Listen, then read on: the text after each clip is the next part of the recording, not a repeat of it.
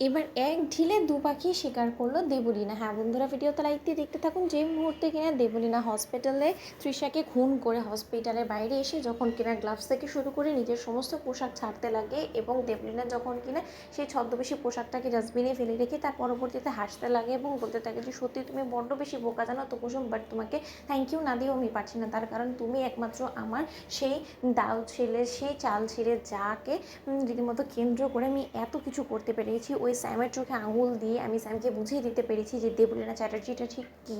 এবং এই দেবলীনা চ্যাটার্জিকে স্যাম তুমি হেয় করেছিলে, তুমি দেবলীনা চ্যাটার্জির কাজকে নিয়ে তুমি হাসাহাসি করেছো, আমাকে তুমি বোকা বলেছো, গাধা বলেছো, তুমি আমাকে জানো তাই আমাকে বলে অপমান অপদস্থ করেছো। এবার তুমি দেখো যে তোমার সব থেকে প্রিয় জিনিসটা তোমার কাছ থেকে আমি কেড়ে নিয়ে তোমার উপর আমি চরম প্রতিশোধ নিয়েছি। এবার তুমি কী বলবে বলো তো?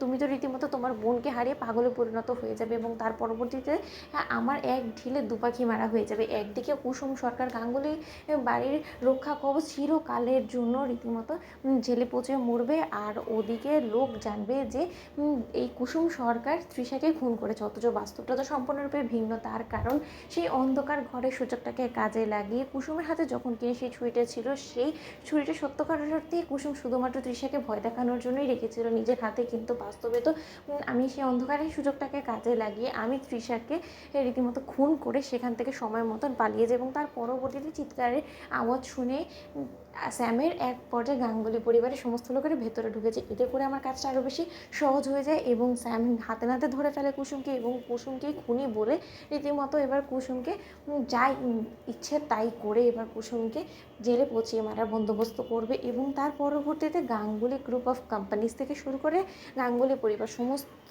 কিছুকে আমি আমার হাতের মুঠোয় করে ফেলবো এবং ওদের উপরে আসা বিপদ থেকে এবার ওদেরকে আর কেউ বাঁচাতে পারবে না, কারণ যে কিনা ওদেরকে সমস্ত ধরনের বিপদ আপদ থেকে রক্ষা করতো এবার তো সে নিজেই জেলে পচে মরবে। এবার কুসুম সরকার তোমাকে কে বাঁচাবে বলো? ঠিক সেই সময় কুসুম যখন এক পর্যায়ে জেলে যেতে নারাজ, ঠিক সেই সময় শঙ্কর যখন বলতে থাকে যে কী ব্যাপার কর্তামা, তোমরা রীতিমতো তোমাদের বাড়ির বউয়ের এত বড় অসম্মান কী করে সহ্য করছো বলো তো? ঠিক সেই সময় ইন্দ্রাণী গাঙ্গুলি বলতে থাকে যে আমাদের বাড়ির বউ আর ও সামান্য একটা কাজের মেয়ে, এবং তার সঙ্গে সঙ্গে শঙ্কর ও এখন একটা খুনির তকমা নিয়ে নিয়েছে। এই মেয়েকে বাঁচাতে গিয়ে কি আমি নিজে কে রীতিমতো অপমানের শিকার করবো বলো তো? তুমি কি ভেবেছো তোমার মেয়ের যে অন্যায় করুক না কেন সেই অন্যায় আমার কাছ থেকে প্রশ্রয় পাবে? কোনো মতেই না। ঠিক সেই সময় আয়ুষ বলতে থাকে যে মা তুমি যাই বলো না কেন, আমি কোনো মতেই বিশ্বাস করি না যে কুসুমের ধারা আর যাই হোক না কেন মানুষ খুন করার মতন এরকম একটা অপরাধজনক কাজ হতে পারে, এবং আমি সেটা প্রমাণ করবই এবং সত্যটা খুব শীঘ্রই সামনে আসবে যে কুসুম কোনো মতে মার্ডার করেনি। ঠিক সেই সময় স্যাম বলতে থাকে যে আর আমি এটা নিশ্চিত করবো যাতে আমার বোনের আসল খুনি যে তার যাতে সর্বোচ্চ শাস্তি হয়। এবার না হয় লড়াইটা আদালতেই হবে মুখোমুখি, কারণ আমার বোন তার এই পৃথিবীতে বেঁচে নেই, তাই না আয়ুষ্মান গাঙ্গুলি? তো বন্ধুরা লাইক কমেন্ট শেয়ার করে সাবস্ক্রাইব করতে ভুলো না।